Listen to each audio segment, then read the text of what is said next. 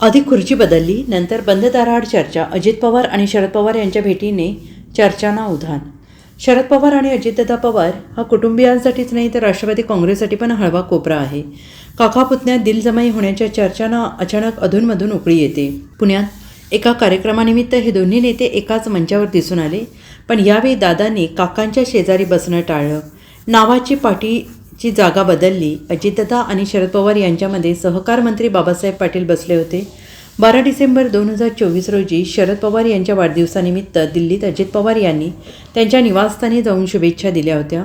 दोन्ही नेते एकत्र येण्याच्या वावड्या अनेकदा उठल्या. आज पुण्यातील वसंतदादा शुगर इन्स्टिट्यूटची वार्षिक सर्वसाधारण सभा झाली आणि त्याचे अध्यक्ष शरद पवार होते. वार्षिक सर्वसाधारण सभा झाल्यानंतर अजित पवार हे मंचावर आले आणि तेव्हा त्यांनी आसन व्यवस्थेत बदलाची सूचना केली. त्यांच्या नावाची पाठी 2 खुर्च्या सोडून लागली.